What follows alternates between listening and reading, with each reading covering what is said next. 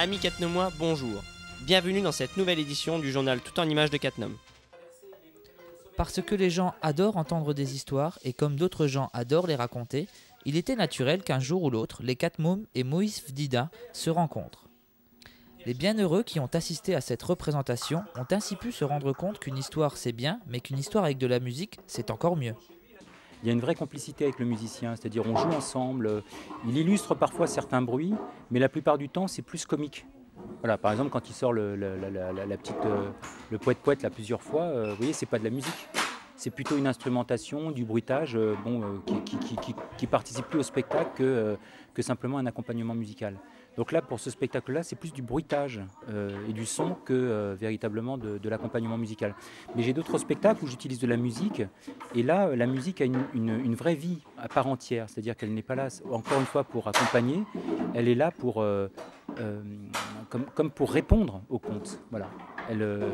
C'est elle qui installe de nouveaux silences et puis aussi des ambiances sonores qui permettent parfois de porter la voix. C'est pas tout à fait comme un accompagnement. Voilà. C'est plus riche que ça. Comme on pratique la musique au cinéma, comme on la pratique au théâtre en général. Hein. L'artiste choisit son histoire parmi un répertoire de contes qui survolent toutes les civilisations de façon spatiale, mais aussi temporelle. On dit d'ailleurs que le conte est la forme de récit la plus représentative des coutumes et traditions d'une civilisation et que, de ce fait, il véhicule de nombreux messages. Mais qu'en pense Moïse ? Le seul message que je veux faire passer, c'est seulement de dire que dans les contes, il y a des messages. Voilà. Après, c'est aux gens de trouver leur message. Moi, je ne raconte pas les histoires pour dire, voilà, il faut comprendre ça et ça. C'est à eux de comprendre ce qu'ils ont envie de comprendre. Voilà. Parce que le public, quand il vient écouter des contes, moi, je fais confiance à l'intelligence du public et à son imaginaire.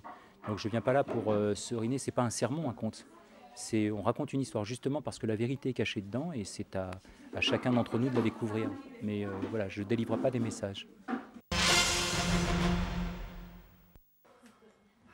Où elle est? Où elle est? Ma femme, où elle est? Ah, c'est vous le mari, c'est pas trop. Où elle est? Fais-moi ça, là, c'est déjà Qu'est-ce que c'est que ça? Où elle est? Dites-moi où elle est, parce que sinon c'est un malheur. Vacances de rêve, la pièce de théâtre jouée par les baladins du Val-Siercois au casino de Catnum a animé l'inspiration de nos reporters Denis et Rémi. En effet, ces derniers ont décidé de nous emmener côté coulisses pour nous éclairer sur le travail réalisé par la troupe avant la représentation finale. Les différentes étapes de la préparation. Donc il y a une étape importante, c'est le choix de la pièce, qui est confié à une personne de la troupe, qui lit énormément, qui se fait conseiller aussi. Je choisis toujours une pièce à vaudeville, une pièce de boulevard qu'on adapte pour la troupe, c'est-à-dire que j'essaye de faire des petits changements quand c'est nécessaire, mais autrement je garde la pièce telle que et je fais la mise en scène. Il n'y a pas que le lieu qui compte, il y a aussi l'attitude des personnages. Il faut que les personnages jouent des attitudes différentes. Et donc de septembre à fin février, nous répétons à raison d'une fois par semaine, le vendredi soir. Et on augmente un peu la cadence à partir de janvier où on fait 2 répétitions par semaine. Et jusqu'à la dernière semaine, on répète quasiment tous les soirs, quoi. Juste avant d'ouvrir le rideau, donc bien sûr, il y a le maquillage, il y a la préparation, il y a les réglages techniques, aussi bien la lumière, la sono. Il y a le montage du décor, puisque nous sommes une troupe itinérante, donc nous nous déplaçons à chaque fois. C'est un peu la particularité des baladins du Val-Siercois. Comment vous pouvez savoir quand il faut mettre certaines lumières ou certains sons ? Alors ça, on le prévoit déjà à l'avance. On le sait au niveau des... On a une petite fiche de travail qui...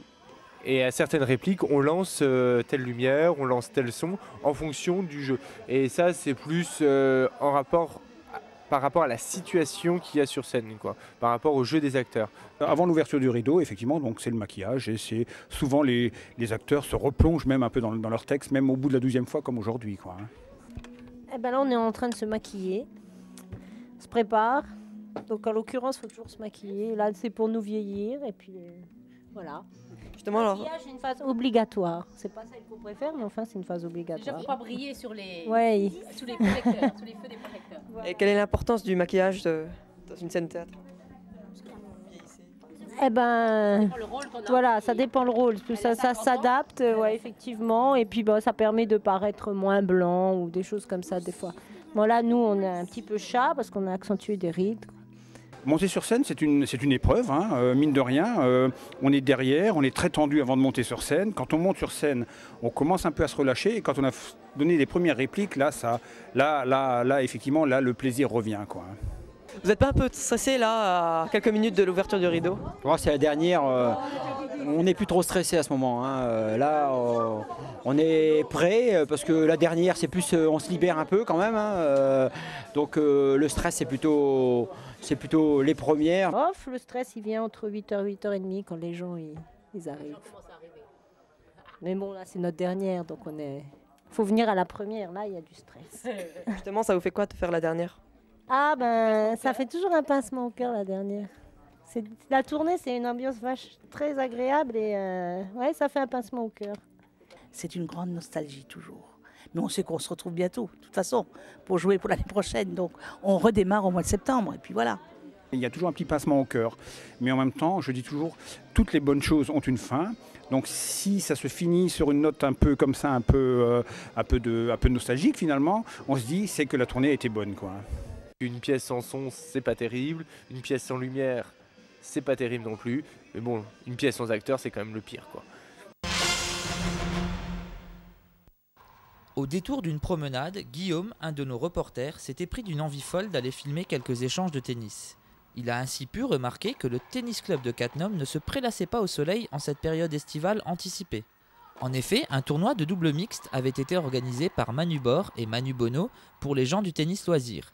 Une trentaine de joueuses et joueurs ont participé à ce tournoi dont l'apogée a été de finir dans la convivialité autour d'un barbecue. Au détour d'une conversation, notre reporter apprend également que 15 équipes de jeunes issues du club sont inscrites au championnat de Lorraine où elles affrontent les équipes d'autres clubs et ce, sur 5 week-ends.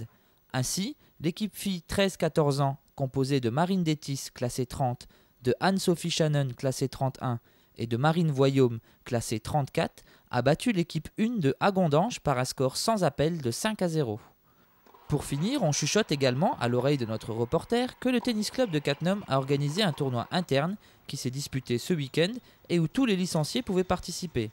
En finale dames, c'est Anne-Sophie Shannon qui a battu en 2-7 Marie-Jeanne Zander 6-0, 6-3. Pour les hommes, le surnombre de participants n'a pas permis de finir le tableau de match. Comme quoi, les petits plans pris en balade font parfois de bons petits reportages. Le club de plongée de Thionville a organisé une séance de loto qui s'est déroulée au casino de Cattenom. 400 personnes ont répondu présentes à ce jeu où chacun va tenter le tout pour le tout afin de ramasser un maximum de lots comme par exemple des voyages ou encore des produits d'entretien. La majorité des participants ont été satisfaits des conditions de jeu comme en témoignent le secrétaire et le président du club. Nous, on a choisi de faire l'auto Cattenom parce que c'est une belle salle. C'est une salle confortable qui comporte 400 personnes.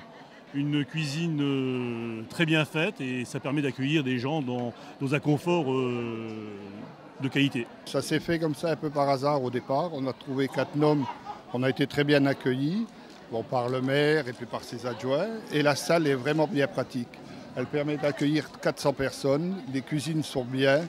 Et c'est une belle salle qui a été bien réactualisée avec des nouveaux meubles, du nouvel ameublement, des chaises et tables. Donc voilà essentiellement pour la raison pour laquelle on vient à Cattenom. L'argent ainsi récolté du loto va servir à mettre en œuvre d'autres loisirs comme des formations spécifiques ou encore des investissements matériels destinés aux besoins du club de plongée. L'association peut donc par cette méthode s'autofinancer. Nous on n'a aucune subvention, on n'en demande pas d'ailleurs. Et on est entièrement autogéré. Cet argent nous permet essentiellement, l'année dernière on a acheté un compresseur neuf. C'est un investissement de 15 000 €. On participe activement à des voyages qui permettent de faire des formations au milieu naturel. Là, cette année, on a une sortie au Lavandou, ce qui va permettre au niveau 1, niveau 2 de pouvoir progresser en milieu naturel, ce qu'on ne peut pas faire en piscine. Et voilà l'objet essentiel des subventions. Les candidats se sont même dotés d'objets porte-bonheur, ce qui montre bien leur détermination à vouloir décrocher le gros lot. Denis,